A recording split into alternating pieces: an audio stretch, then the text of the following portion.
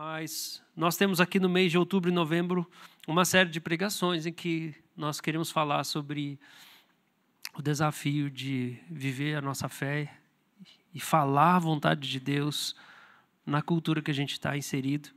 E o tema dessa série, o nome dela, se chama Profetizando Submerso, é o nome que a gente deu. A ideia é que a gente está submerso numa cultura que não é a cultura do reino de Deus. A gente está na cidade, como Agostinho falava, a cidade dos homens. Os valores, a linguagem, as imagens, não são as imagens, a linguagem do reino de Deus. E é muito parecido com o que Daniel vivia, estando longe da sua terra. Ele, hebreu, de língua hebraica, estando na Babilônia, falando na língua caldeia, numa outra cultura, numa outra circunstância. Ele estava submerso em um outro mundo. E nós, vivendo no exílio, se nós somos da Jerusalém lá de cima, como Paulo escreve aos Gálatas, se a nossa pátria é o reino dos céus, é a cidade de Deus, enquanto a gente está aqui, nós estamos no exílio. E a gente está submerso. A gente está submerso em valores, em ideias, em filosofias, em sentimentos que não são do reino de Deus. E a ideia que veio para mim, e eu achei, até foi trabalhoso para eu chegar nesse nome, é como que a gente fala submerso? Como que a gente comunica alguma coisa submerso? E qual a dificuldade de você falar? Então eu pensei a gente falando debaixo d'água, né? Não dá para entender. Muito difícil entender quando você mergulha e tenta falar alguma coisa debaixo d'água. E parece que essa é a nossa situação como igreja, quando a gente tenta comunicar alguma coisa para o mundo. Você já teve esse sentimento? Que você está tentando falar o que você crê, você está tentando falar a vontade de Deus, e a pessoa está ouvindo e pensando que biruta que você é. E a gente está lá tentando profetizar e falar o que Deus está falando para aquele momento submerso. Então a gente vai falar sobre algumas coisas que nos cercam e nas quais a gente está submerso. E o tema da mensagem hoje é profetizando submerso no fanatismo. E eu sei que esse não é um termo usado comumente no nosso cotidiano, mas eu vou explicar e você vai entender. Então a gente vai ler Atos. A gente vai começar com Atos 8 e depois os primeiros versículos, depois Atos 9. E antes de ler, eu quero orar mais uma vez. Senhor, nessa manhã que eu busco o Senhor com os meus irmãos, eu sinto, Deus, a Tua ajuda. Eu sinto, Senhor, a Tua ajuda comigo. A Tua unção está sobre mim, Senhor. O Teu poder está comigo, Senhor. O Senhor está aqui comigo, Senhor, para falar a Tua palavra. Eu não me sinto sozinho, Senhor, nessa manhã, nesse púlpito. Obrigado, Senhor. Eu pedi tanto, Senhor, nos últimos dias, para que eu não subisse sozinho aqui. Falei tantas vezes, não me deixa sozinho, Deus, quando eu for pregar. Vai comigo, Senhor. E o Senhor está aqui comigo e eu peço a Tua ajuda. Abre o coração dos meus irmãos. Esteja com eles também, Senhor. Só o Senhor pode fazer com que a palavra corte os corações, que a palavra venha como uma dinamite explodir dentro do seu povo. E eu quero pedir, faz isso, Deus. Estraga a nossa vida, estraga a nossa cabeça, estraga a nossa agenda bonitinha de domingo. Bagunça a gente, Senhor, para a gente ficar mais parecido com Jesus. Bagunça. Porque às vezes a gente fica se organizando ao redor do pecado. E a gente nem enxerga. A gente se organiza estando longe do Senhor. E a gente nem percebe que a gente está organizando uma coisa que não é para funcionar. Então bagunça no nome de Jesus. Obrigado, Senhor. Obrigado por estar aqui. Obrigado por estar aqui, Senhor. Me ajuda. Só falar o que o Senhor está falando. Eu quero profetizar nessa manhã no nome de Jesus. Amém. Irmãos, esse é um sermão que eu não teria condições de pregar 5 anos atrás. Eu não teria condição de pregar, porque eu não... Primeiro, que eu não ia querer pregar essa mensagem 5 anos atrás. Segundo, que eu não teria condições, porque eu não tinha aprendido isso. Eu não ia querer pregar essa mensagem e eu também não ia ter a mínima noção de como viver essa mensagem. Então a mensagem dessa manhã, ela é uma coisa, é um fruto de um trabalho de Deus no meu coração, que demorou, mas chegou.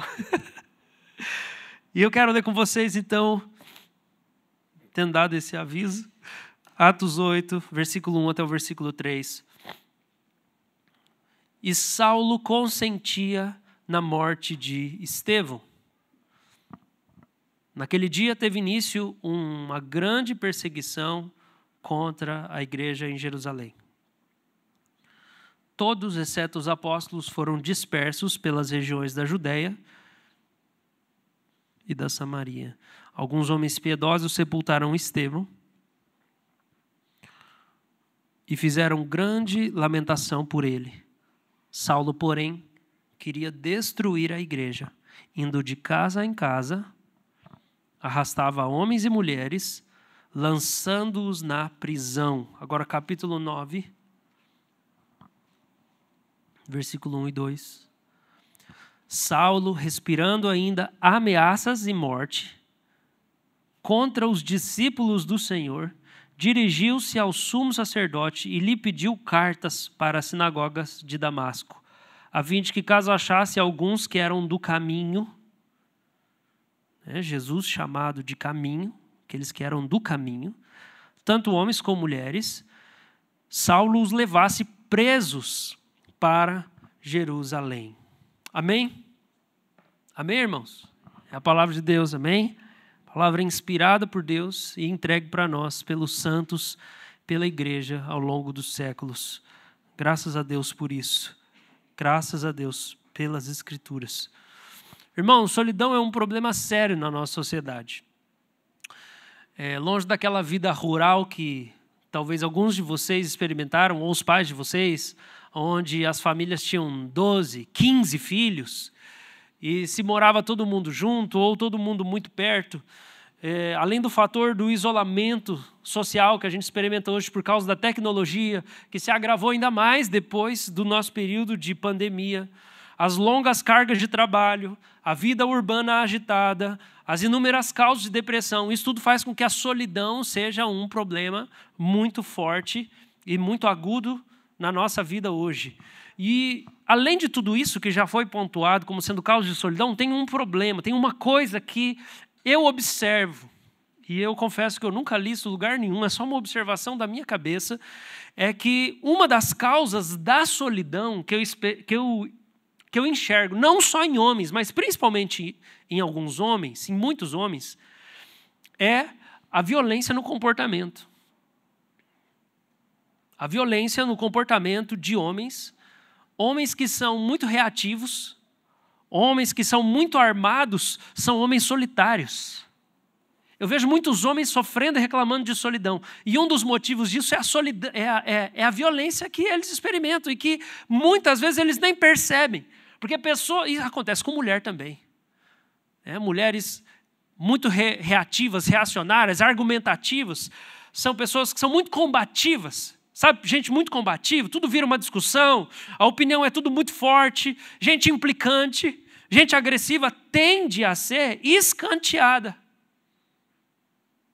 Gente que tem uma postura muito intransigente tende a ser escanteada e experimenta uma privação de vínculos afetivos.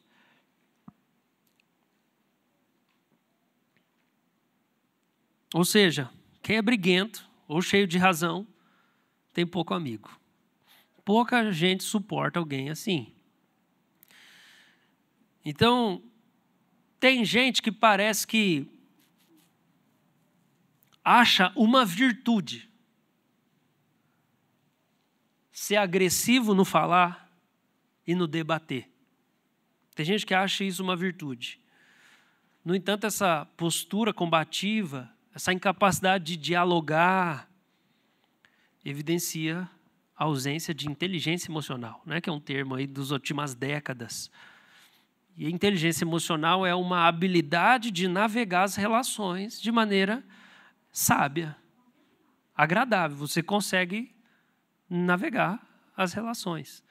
Isso é inteligência emocional. Eu consigo lidar com pessoas distintas e eu não preciso arranjar problema com ninguém. Pessoas violentas afastam a honestidade na relação interpessoal. Gente que, às vezes a gente vai chamar a pessoa de muito direta, né? Gente muito direta, gente que chega e fala as coisas na cara assim. O que acontece? Afastam a honestidade. As pessoas não conseguem ser honestas. Não vou nem falar, não posso falar perto de tal pessoa. Por quê? Porque a reação dela vai ser muito direta. Então, essas pessoas combativas, elas perdem vínculos sinceros, porque tudo vai ser problematizado. E a pessoa acaba experimentando solidão. Ela vive uma solidão. Essa semana eu vi alguma coisa, mas bem por cima, eu não sei aqui se a gente tem algum cinéfilo, é assim que fala, quem gosta de cinema. Mas eu vi alguma coisa de um documentário sobre o Martin Scorsese que saiu, que é um dos principais diretores de filme do século. Ele está vivo ainda, tem toda uma história do catolicismo. Ele foi para o seminário, ficou acho que um ano no seminário para ser padre, depois foi expulso porque ele não seguia as regras, mas o catolicismo fez parte importante da vida dele e tudo mais. E um dos filmes que ele fez, eu acho que é Taxi Driver, se eu não me engano. E é um filme bem violento, né? E eu nunca assisti, é um filme mais antigo. Mas ele estava falando da vida de um homem subterrâneo, né? Aquele homem do underground, que era um cara que tinha muita violência dentro dele e ele era um cara muito solitário. E ele encontra uma menina que está sendo prostituída aos 12 anos de idade e ele decide ser o herói dela. Então ele começa a matar todo mundo que está querendo prostituí-la e tudo mais. E é um filme assim que mostra de chacina e tudo mais. Isso reflete a criação do Martin Scorsese, porque ele cresceu em bairros italianos, onde estava toda a máfia. Então, a violência que sai nos filmes dele tem tudo a ver com a criação dele como criança. Na frente da casa dele sempre tinha um cadáver e aquela coisa toda muito terrível, por isso que os filmes dele são assim. Tá tudo as impressões que marcaram a infância dele.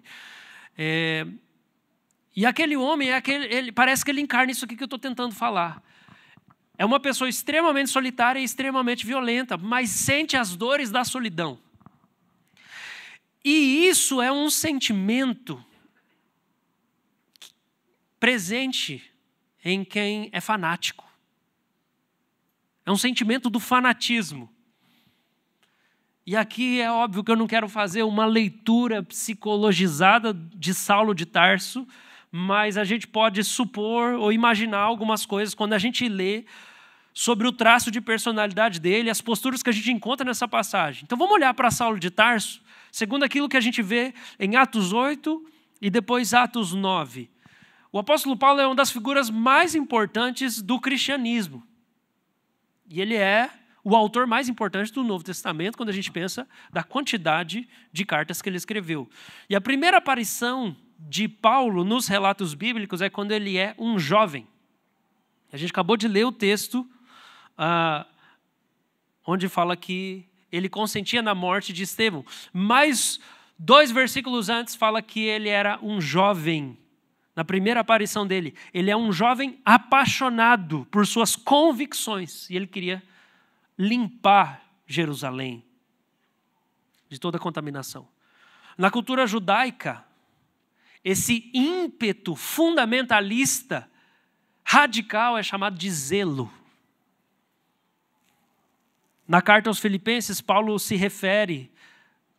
Gálatas, ele refere a si mesmo como sendo extremamente zeloso. Ele fala que ele era mais dedicado do que os jovens da idade dele. Ele era tão apaixonado com os ideais, com aquilo que era o certo, com o que era bom, que ele fala assim, eu me destacava mais do que todo mundo da minha idade. Gálatas 1, 13, 14, porque vocês ouviram qual foi no passado o meu modo de agir no judaísmo, como de forma violenta eu perseguia a igreja de Deus e procurava destruí-la.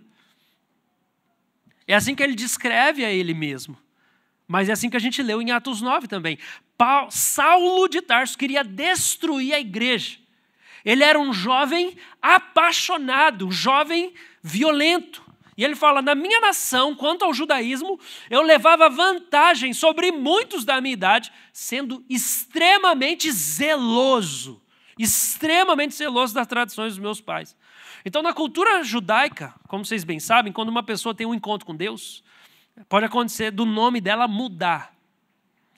Porque aquela pessoa mudou, a visão de mundo dela mudou, a aliança que Deus tem com ela agora muda quem ela é, porque Deus fez uma aliança com aquela pessoa. O destino daquela vida, daquela pessoa muda. A gente sabe, isso acontece. Abraão, Jacó, Israel, Simão, Pedro, Saulo, Paulo, para citar alguns exemplos. Então o apóstolo Paulo, antes do encontro dele com Deus, ele é chamado de Saulo de Tarso, e Saulo significa touro.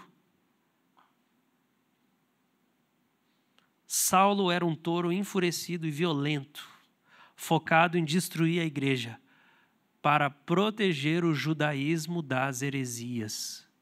Ele era violento em nome da ortodoxia. A gente precisa proteger a fé. O texto de Atos 2:46 fala que a igreja, naqueles dias, a igreja fazia o culto ou adorava a Deus no templo e de casa em casa.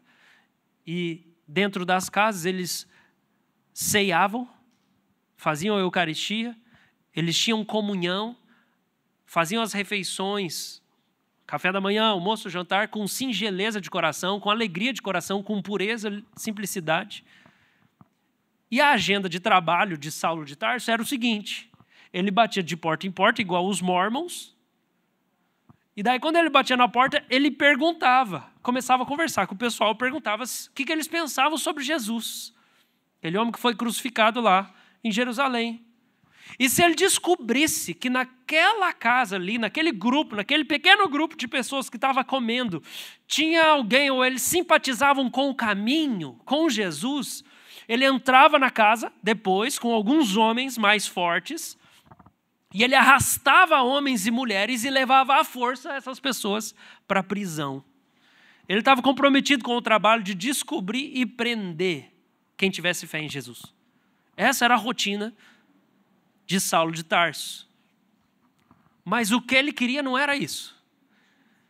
Ele pegava, levava e prendia, mas não era isso. Ele fazia isso, mas não era isso que ele queria. A gente sabe o que Saulo queria. Ele não queria prender as pessoas. Lá no capítulo 9, versículo 1, o que ele queria?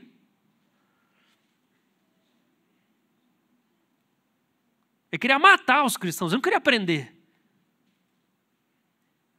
Saulo é touro, o texto começa falando, respirando ameaças e morte contra os discípulos do Senhor. Saulo era um touro bufando, furioso, respirando ameaças. Respirando ameaças e morte. É isso que ele respirava, ele inalava ameaça de morte, ameaça e morte. Ele queria matar as pessoas que ele prendia. A gente pode dizer que Saulo de Tarso estava submerso no fanatismo. A gente pode pensar em Saulo apenas como um homem violento. Ele era um homem violento. Tudo bem, mas eu quero nessa manhã me aprofundar com você um pouco mais para a gente compreender por que ele é violento. E a gente chama isso de fanatismo. Fanatismo é uma violência movida por um ideal imediatista. Eu tenho um ideal, uma coisa que eu acredito que é boa, e eu quero chegar agora. Então eu sou violento para poder chegar agora nesse lugar. Eu uso de violência para chegar lá. Segundo o dicionário Aurélio, fanático é aquele que segue cegamente uma doutrina ou partido. O fanático apresenta padrões muito rígidos e pouca tolerância com ideias ou opiniões contrárias. Então o fanático tem uma obsessão impaciente. O fanático é impaciente. Ele acredita muito firme numa coisa, só que ele é impaciente com o cumprimento daquilo. E por isso ele usa violência. Ele usa violência. Aquilo tem que acontecer agora. Ele procura impor e forçar suas crenças, opiniões, ideais. Você não consegue, o fanático não consegue ouvir outras pessoas conversando e falando que elas pensam diferente. Ele não tem paciência para conversar. Vocês estão me entendendo, gente? O fanático não tem ouvido aberto. E ele também não entende uma ideia muito importante na teologia. É a ideia de bem comum. A ideia de bem comum em cima do texto em que Jesus fala que Deus faz chover sobre justos e injustos, Deus dá o sol para justos e injustos, Deus põe alegria no coração de justos e injustos, ou olha para os Salmos e vê que Deus faz o injusto também prosperar. Isso tudo dá origem a uma ideia de bem comum. Quer dizer o quê? Quer dizer que se eu for imitar o meu Pai Celestial, eu tenho que dar para as pessoas que praticam a maldade a chance de viver e experimentar o bem. Os ímpios, os descrentes, os incrédulos também têm direito de habitar essa terra. Por quê? Porque é o que Deus quer, senão ele já tinha tirado todo mundo que não fosse crente. O fanático não entende bem comum. O bem é só dele, de quem pensa no que ele pensa, acredita no que ele acredita. Ele é um fanático.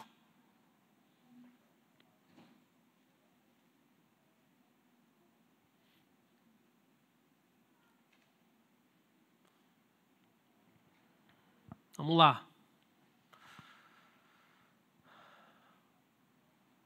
Isso aqui eu já falei, o último embaixo. O fanático acredita em uma redenção total que pode ser alcançada agora mesmo se apenas aplicarmos mais força.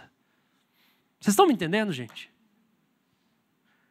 Ele acredita em alguma coisa que ele tem certeza que é bom e pode até ser boa essa coisa. Isso não é um problema. O problema do fanático é que ele pensa que só falta força nos outros.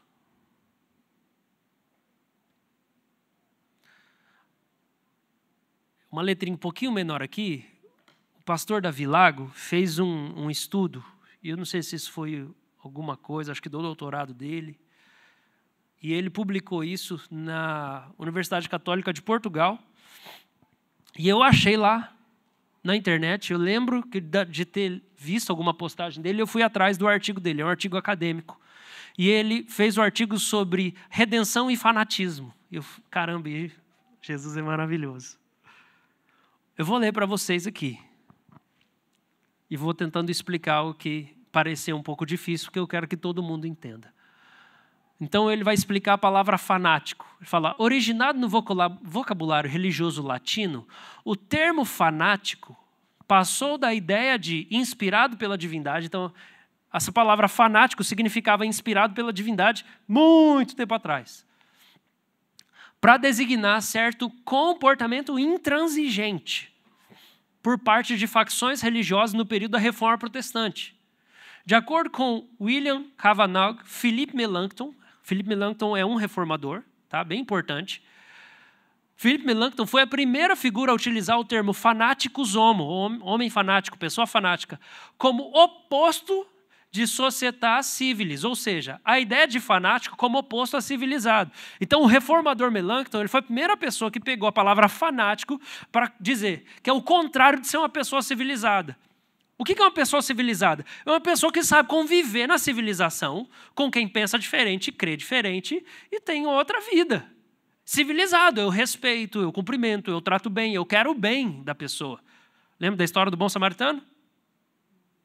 O fanático não, ele é o contrário do civilizado.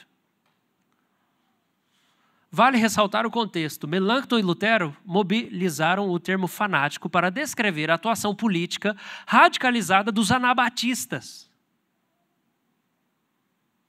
Grupo de protestantes liderados por Thomas Müntzer.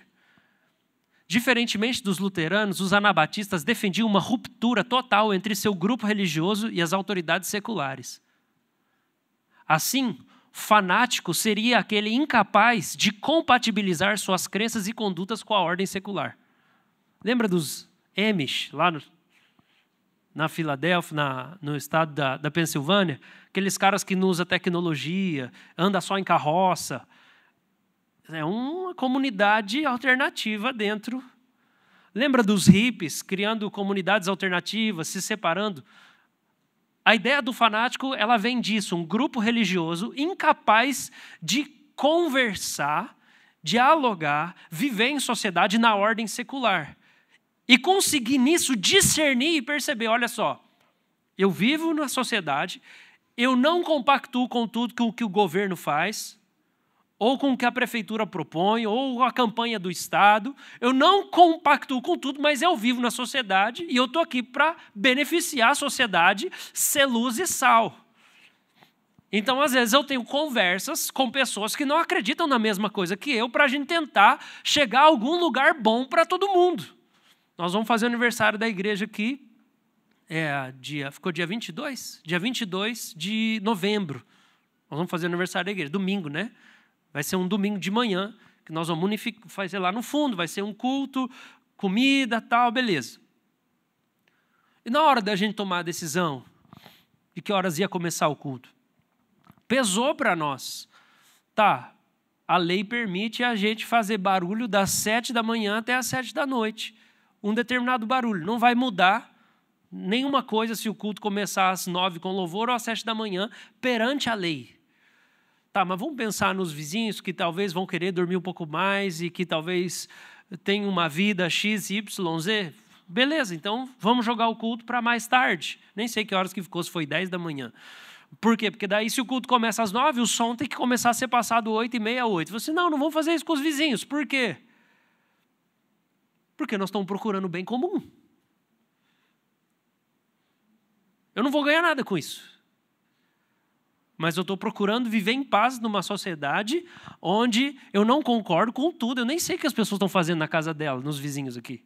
Eu não sei se eles têm um ritual satânico lá, se eles estão clamando a Diana dos Efésios. Eu não sei de nada, se eles invocam espíritos do Egito Antigo, joga Yu-Gi-Oh!, sei lá o que eles acreditam. Não me importa. A questão é, eu não quero fazer mal para eles, mesmo que eles pensem diferente. Essa é a ideia do bem comum. E os fanáticos, eles são incapazes disso. Porque quem não pensa como eu tem que se ferrar mesmo. A igreja brasileira tem sido muito infiel a Deus por causa do pensamento fanático e tem dado um péssimo testemunho para o mundo. Principalmente por causa de política. Porque Jesus diz no Sermão do Monte que nós seríamos vistos como pacificadores. Fanatismo é pecado. É uma traição ao evangelho. Porque Jesus desfez o muro de inimizade. Ele nos deu o ministério da reconciliação. Continuando a citação. No curso dos debates filosóficos e políticos que se sucederam com as guerras de religião na Europa, agora eu vou dar uma passadinha. Davi Lago fez todo o trabalho, eu só estou citando aqui.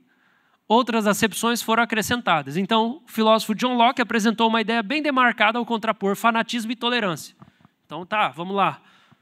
Existe o fanático e o tolerante. Outra palavra agora para usar. Quem que é o tolerante? Ele aguenta quem ele acha que acredita num negócio ridículo, que não faz sentido nenhum, que está errado. Ele é tolerante, ele tolera. O fanático não tolera. Ou seja, fanático seria incapaz de tolerar o diferente. Tempos depois, Voltaire retomou a acepção lockeana, enfatizando o caráter místico e delirante do fanatismo. Então, uma pessoa que delira. Immanuel Kant, por sua vez, apontou o caráter irracional do fanatismo, ampliando o seu uso do campo religioso para o campo político. Desse modo, há pelo menos 2 elementos muito comuns nas concepções modernas de fanatismo. Então tá, a descrição aqui, acadêmica, de como essa palavra é usada nos nossos dias são 2 coisas. Quem é um fanático? Primeiro, é a pessoa que tem uma devoção exacerbada por uma crença, mas se for só isso, não é suficiente. Você não é um fanático se você for extremamente devoto, consagrado, santo, comprometido com Jesus, com as Escrituras, com a palavra de Deus. Isso não faz de você um fanático. Vocês estão me entendendo? Eu não estou criticando aqui ou falando de pessoas que são zelosas da presença de Deus, apaixonadas por Jesus, porque eu acho que nós precisamos de mais disso. A gente precisa ser mais apaixonado, mais devoto, mais consagrado, mais radical na nossa entrega, na nossa busca por Deus. Mais ainda, mais santidade. Mas não é isso que é um fanático. O fanático não é uma pessoa apaixonada por Jesus. Porque tem a segunda coisa. O fanático é hostil ao restante das crenças. Ele é violento. Quer dizer o quê? Que eu sou apaixonado por um Jesus que não me torna pacífico? Como que eu sou apaixonado por Jesus que não me torna pacífico? Vocês já viram aqueles memes no Instagram? Que fala assim, mostra uma mulher louvando em casa, e daí a pessoa às vezes narrando uma legenda assim, minha mãe, depois de xingar todo mundo e dar chinelado na cara de todos os filhos, daí ela está louvando assim. Gente, isso acontece, tá? Se você julga é porque você não tem filhos ainda. Claro que tudo tem, né? Tem um limite, então. Qualquer coisa, procure os presbíteros no final do culto. Né? Sim. Tudo tem um limite. Mas a nossa paixão pelo Senhor ou devoção ao Senhor tem que refletir no amor ao próximo.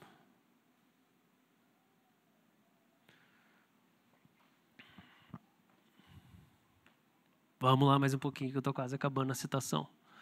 O fanático, como o tirano, presume que possui a verdade absoluta e que somente as suas próprias opiniões definem a realidade. Ou como Amos Oz afirmou, muitos fanáticos nem sequer têm um selfie. Essa afirmação é um pouco mais complexa, mas eu vou deixar aí e daí depois quem pegar, pegou, quem não pegar não vai perder. Muitos fanáticos nem sequer têm um selfie ou qualquer vida privada. Eles são 100% públicos, ou seja, encarnaram uma doutrina ignorando sua personalidade e subjetividade humana. Uma síndrome comum é uma combinação de interminável autopiedade com uma crença ardente numa redenção instantânea. Então o fanático ele acha que ele é um coitado, mas ele tem certeza que as coisas podem mudar agora. Já viu aquelas pessoas que estão sofrendo com algum tipo de pecado e elas se cobram e elas acabam colocando um jugo sobre si que é impossível? Elas falam assim, mas é só querer, é porque eu não quero bastante. Ela não entendeu que não é assim que funciona. É progressivo a transformação. Nossa santificação é uma caminhada. Mas ela é violenta na tentativa de mudar a si mesma, na tentativa de vencer o pecado. E ela se culpa, ela se pune, e ela tem dó, e ela sofre, só que ela se pune, porque ela pensa, tem que ser agora, tem que ser hoje que eu vou parar de fumar, tem que ser hoje que eu vou parar de fazer isso, que eu vou parar de fazer aquilo. E não é assim. Perceba que Oz conecta explicitamente a figura do fanático com a crença de uma redenção instantânea. Então isso passa pelas religiões, mas também toca a política. Por quê? Porque as religiões acreditam na redenção. Elas acreditam que o mundo pode ser mudado, acreditam em salvação. Só que o fanático acredita que tudo pode acontecer já. Politicamente é a mesma coisa. É a pessoa que tem um posicionamento político radical, extremado.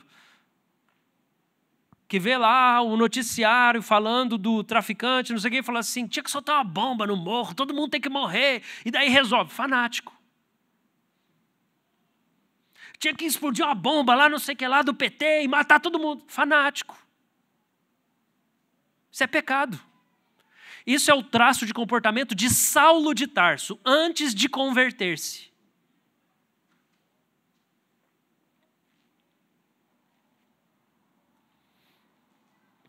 Vamos acabar a citação. Logo, para resolver algum problema, ou seja, trazer redenção, o fanático que não consegue escutar e conversar, ele se vale de pressa, impaciência, gritar, insultar, ofender, usar a força, bater, agredir e violentar. Em nome da redenção. Em nome do bem comum, vamos dizer assim. Por isso o fanático vai acabar desenvolvendo aquele traço maquiavélico. Sabe que a gente fala? Os fins justificam os meios? Não, mas vai ser bom.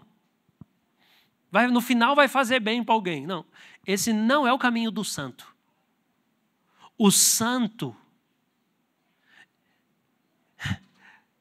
ele vai de fé em fé, de graça em graça. Ele não faz tudo na carne, pensa, no final lá eu conserto. Não, o apóstolo Paulo escreve aos Gálatas e fala assim, vocês começaram bem, agora vocês estão querendo abrir e afrouxar tudo e aderir a outro evangelho. Não, tem que ser o mesmo, do começo ao fim. A santidade, a virtude, a bondade, o amor, ele tem que ser do começo ao fim. Talvez na nossa cabeça fica difícil um pouco, sabe? Fica difícil delinear esse traço do fanático, porque nós estamos vivendo em dias em que parece que só tem dois caminhos. Ou você é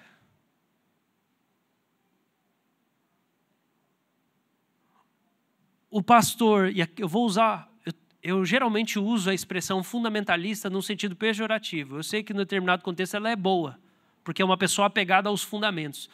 Mas ou você é o fundamentalista que agride os outros, o outro caminho é ou você vai virar o cara que libera geral, entendeu? Ou pode tudo, ou você detona todo mundo. Parece que só tem essas duas opções. E as duas opções são traição do evangelho.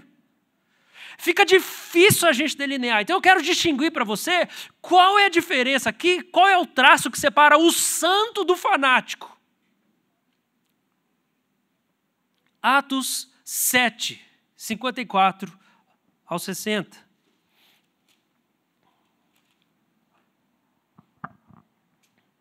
Ao ouvirem isso, ficaram com o coração cheio de raiva e rangiam os dentes contra ele. Aqui são os fanáticos. Mas Estevão, cheio do Espírito Santo, ou seja, esse aqui é o santo, fitou os olhos no céu e viu a glória de Deus e Jesus, que estava à direita de Deus. Presta atenção aqui, num contraponto. O fanático, ele foca no herege, ele foca no errado e ele é movido por raiva. O santo olha para Jesus. Os olhos dele estão em Jesus. O fanático olha para o pecado, para a imoralidade, e ele quer punir. E ele quer amassar todo mundo que está errando ou falando alguma heresia ou com algum desvio doutrinário. Esse é o fanático. Ele olha e ele range os dentes. O santo, ele olha para Jesus. Verso 56, então disse, olha o que o santo diz, eu vejo os céus abertos e o Filho do Homem em pé à direita de Deus. Eles, os fanáticos, porém, gritando bem alto, taparam os ouvidos e unânimes avançaram contra ele. Olha só que interessante isso, tapou o ouvido, gente, é muito significativo isso. O fanático não conversa com quem pensa diferente dele, ele não consegue. Ele fica com ódio. E expulsando da cidade, o apedrejaram. As testemunhas deixaram as capas deles aos pés de um jovem chamado Saulo. E enquanto o apedrejavam, Estevão orava. Esse é o santo, gente. Senhor Jesus, recebe o meu espírito. Então, ajoelhando-se, gritou bem alto, Senhor, não os condenes por causa desse pecado. E depois que ele disse isso, morreu. A diferença do santo para o fanático é que o santo é abnegado. O fanático não nega a si mesmo, o santo nega a si mesmo. O fanático mata, o santo, ele se dispõe a morrer, mas ele não vai machucar os outros. O fanático usa toda a força que ele tem para ferir quem está poluindo.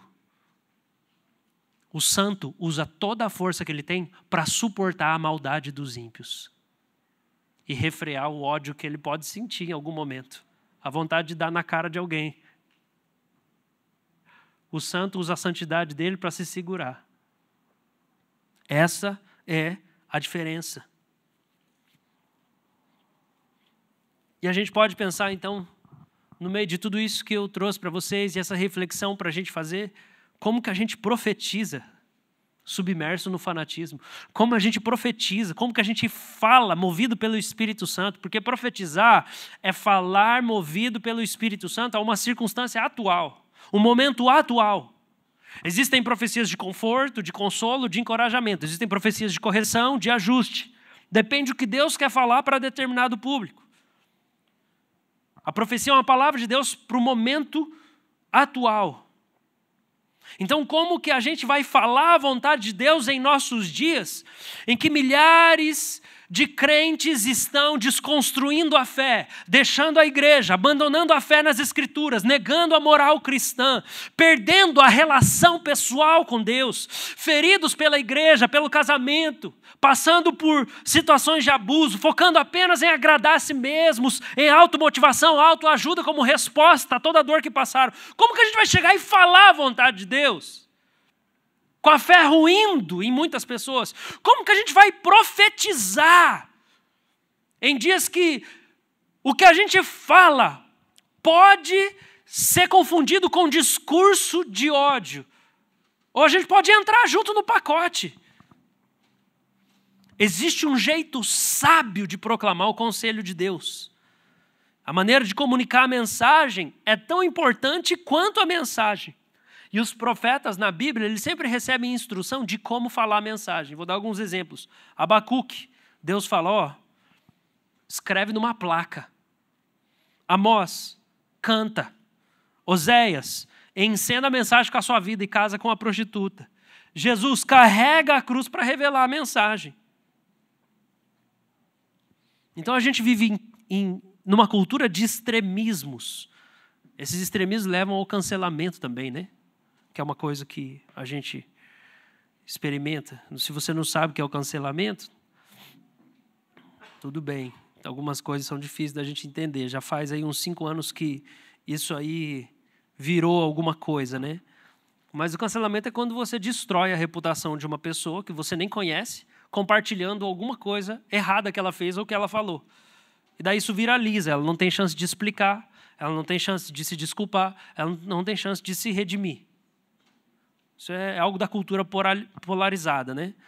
Então eu vou voltar para a pergunta, como que a gente profetiza, como que a gente fala a vontade de Deus no meio dessa cultura?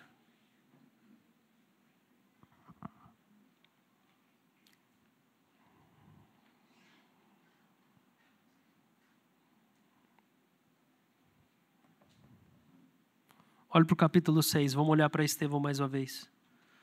6, versículo 8. Estevão, cheio de graça e de poder, fazia prodígios e grandes sinais entre o povo. Então alguns dos que eram da sinagoga, chamada dos libertos, os sirineus, os alexandrinos e dos da Cilícia e da província da Ásia, se levantaram e discutiam com Estevão. Mas eles não podiam resistir à sabedoria e ao espírito pelo qual ele falava. Então subornaram alguns homens para que dissessem, ouvimos este homem proferir blasfêmias contra Moisés e contra Deus. Atiçaram o povo, os anciãos e os escribas, e investindo contra Estevão, o agarraram e levaram ao sinédrio. E apresentaram testemunhas falsas que disseram, esse homem não para de falar contra o lugar santo e contra a lei. Nós o ouvimos dizer que esse Jesus, o Nazareno, destruirá esse lugar e mudará os costumes que Moisés nos deu. Todos que estavam sentados no sinédrio, fitando os olhos em Estevão, viram o seu rosto como se fosse rosto de anjo. 7:1. Então o sumo sacerdote perguntou a Estevão, isso é de fato assim? E Estevão respondeu, irmãos e pais, escutem. Você consegue ouvir o tom da voz dele? Parece que eu consigo ouvir o tom da voz dele. Irmãos e pais, escutem. Estevão não atacou ninguém. Sabe o que Estevão fez? Ele defendeu a doutrina. Ele fez a defesa dele. Ele começa lá em Abraão e ele vai passando todo o Antigo Testamento. Ele não atacou a personalidade. Ele não falou, vocês contrataram gente falsa, vocês são sem caráter. Tem muita gente que funciona desse jeito, ataca as pessoas. Mas Paulo fala sobre a defesa da fé. Ele está preso lá em Filipenses e fala assim, eu estou nas algemas por causa da defesa do evangelho. Não é ficar criticando as pessoas. Não é ficar criticando as pessoas. Existe uma diferença muito grande.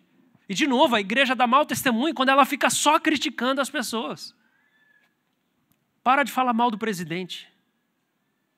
Para de falar mal dos governantes. Para de falar mal dos pastores. Ora por eles.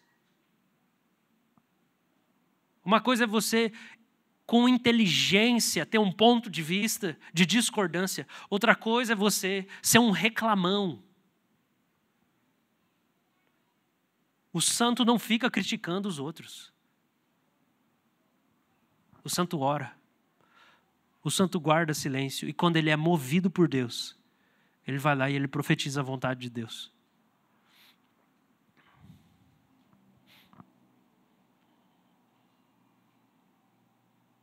O fanático é possuído de convicção. Nada pode dissuadir ele da sua crença. Mas o santo também é possuído de convicção. O santo também é possuído de convicção. Nenhum dinheiro, prazer, oferta pode fazer o santo voltar atrás na devoção dele.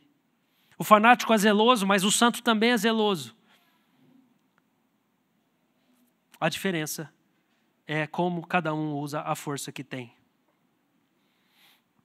Então, Estevão profetiza com coragem, ousadia e compaixão. Ele intercede por aqueles que estão vindo para matá-lo e que estão apedrejando ele. Ele fala, Deus, não cobre esse pecado deles não, Senhor. Esse é o santo. Porque a defesa de Estevão é o evangelho. Estevão está defendendo o evangelho, ele não está defendendo a reputação dele, ele não está querendo criticar e destruir os outros, pelo contrário, ele quer a redenção dos outros. Percebe a diferença? Existe um embate? É claro que existe um embate, não existe ingenuidade aqui. É claro que existem ataques ideológicos e religiosos ao evangelho de Jesus Cristo e à igreja de Jesus Cristo. É óbvio que eles existem. E não é só lá nos países da Ásia Central, ou na China, ou na Coreia do Norte. Aqui existe na nossa cultura, sim. No entanto, a maneira como a gente reage e responde a esses ataques já pode significar se a gente traiu o evangelho ou não. Não adianta a gente brigar pelo evangelho e no final a gente perdeu a nossa alma. A gente brigou pelo certo, mas no final nós não temos mais um coração quebrantado. E parece que essa paciência de Estevão não faz ele colher fruto. Quero caminhar para o final com vocês. Texto de Tiago 5:7. Portanto, irmãos, sejam pacientes até a vinda do Senhor. Eis que o lavrador aguarda com paciência o precioso fruto da terra, até receber as primeiras e últimas chuvas. Versículo 10. Versículo 10. Faz uma tatuagem dele. Irmãos, tomem como exemplo de sofrimento e de paciência os profetas. A gente acha que os profetas é só os caras briguentos. É uma visão completamente equivocada. Eles são um exemplo de paciência. Tomem como exemplo de sofrimento e paciência os profetas que falaram em nome do Senhor. Eis que consideramos felizes os que foram perseverantes. Vocês ouviram a respeito da paciência de Jó. Sabem o que o Senhor fez, como o Senhor fez, com que tudo acabasse bem, porque o Senhor é cheio de misericórdia e compaixão. O profeta fala a vontade de Deus com paciência. Ele não fica ansioso para ver o fruto. Que fruto Estevão colheu da defesa dele? Ele não colheu fruto nenhum. Ele não viu fruto. E essa é a nossa tentação de cair no fanatismo. Por quê? Porque o fanático pensa, se você não aplicar força, não vai resolver. Se você não sentar a mão, não vai resolver. Se você não xingar na cara, não vai resolver. Essa é a nossa tentação de escorregar para a violência. Porque Estevão não colheu o fruto de ser como um profeta, paciente.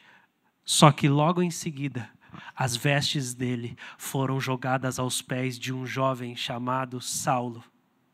E Estevão semeou a vida dele aos pés de Saulo. E Saulo se tornou um novo Estevão. Não é à toa que Lucas coloca a roupa de Estevão aos pés de Saulo. Essa é uma figura clara de Eliseu e Elias. Por meio de Estevão, milagres extraordinários aconteciam, prodígios e sinais, e ninguém conseguia resistir à sua sabedoria. Um apologeta, um mestre, alguém num discurso, fazendo um discurso cheio da graça de Deus, de maneira que ninguém conseguia contra-argumentar ele, sinais e maravilhas acontecendo. Saulo vai se tornar o novo Estevão, mas ele não colheu esse fruto. A gente não pode profetizar com ansiedade. A gente não pode falar a vontade de Deus com ansiedade. Vamos caminhar para o final. A essência do fanatismo reside no desejo de forçar outras pessoas a mudar. A inclinação comum, você começa a ler, você vai ler isso aqui, você vai achar até que é bom. Que o pecado enganou você. A inclinação comum para fazer seu próximo melhor, ou para corrigir sua esposa, ou para direcionar seu filho, ou para endireitar o seu irmão, em vez de deixá-los serem como são. O fanático é a menos egoísta das criaturas. Ele está pensando no bem de todo mundo. O fanático é um grande altruísta. Frequentemente, o fanático está mais interessado em você do que nele mesmo. Ele quer salvar a sua alma. Ele quer te redimir, quer te livrar do pecado, do erro, de fumar, de sua fé ou da sua falta de fé. Ele quer melhorar os seus hábitos alimentares, ou te curar da bebida, ou de sua preferência na hora, ou curar sua preferência na hora de votar. Ele quer o seu bem. Ele está obcecado por você. Só que isso é doença.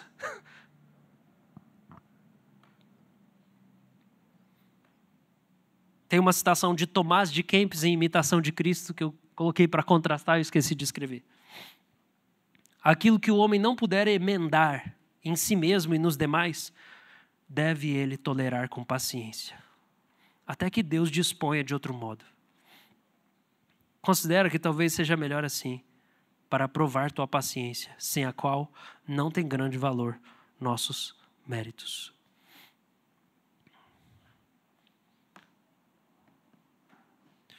O chamado nessa manhã, chamado de arrependimento, para uma postura de violência, agressividade e de querer forçar as pessoas a mudarem, ele precisa vir junto com uma confiança. E nós não vamos ler por causa do tempo, mas eu vou citar aqui. Atos capítulo 9. A gente profetiza confiando que a graça do Senhor é invencível e vai vencer o coração intolerante.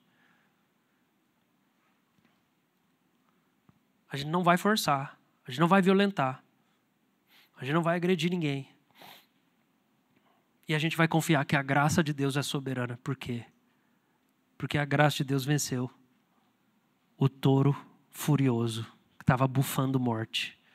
Jesus encontrou Saulo no caminho de Damasco. Pela graça. A graça de Deus venceu Saulo. Aquele coração duro, teimoso, obstinado, foi vencido. Deus ainda muda pessoas hoje. Deus abre os olhos ainda hoje.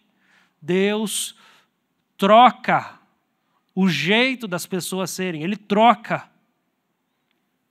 Ele muda. Em Gálatas 1, Paulo fala isso. Vocês ouviram em como era o meu jeito de proceder. Esse é o testemunho de Saulo. Eu era um touro violento. Vocês ouviram como eu era.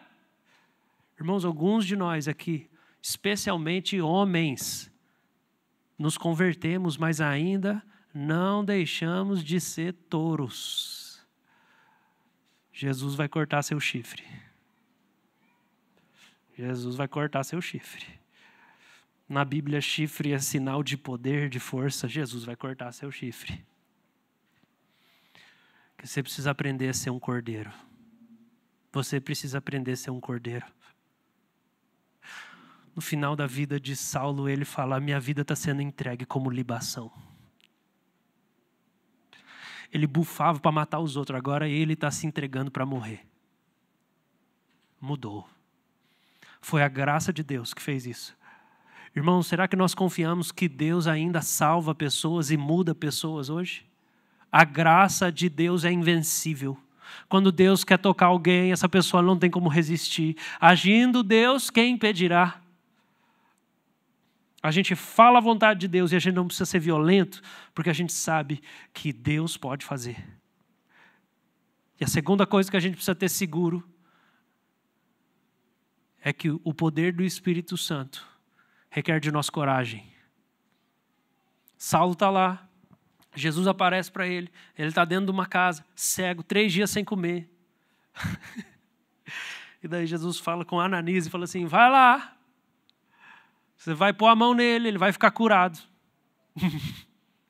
E Ananias fala: mas Senhor, esse cara é um fanático. Eu estou ouvindo falar dele, ele quer destruir todo mundo, ele quer agredir todo mundo. Ele está assolando a igreja, prendendo o povo. Jesus fala: eu sei. Mas eu vou ensinar para ele o quanto vale sofrer pelo meu nome. Eu vou ensinar para ele o quanto vale sofrer pelo meu nome. Eu vou ensinar para ele que eu sou digno. Ele vai parar de fazer os outros sofrer. Agora ele vai se tornar um mártir. Vai. E Ananias vai morrendo de medo, mas confiando que o Espírito Santo vai fazer alguma coisa. Irmãos, nós temos que fazer isso também. Nós precisamos abrir a nossa boca. Nós temos que falar a vontade de Deus. Nós temos que falar a palavra de Deus, sabendo que o Espírito Santo vai fazer alguma coisa. Às vezes com quem dá medo de falar. Essa pessoa não ouve ninguém, essa pessoa não ouve nada. Você que não pode ser a pessoa que não escuta nada. Não tem medo, não tenha medo dos outros, não.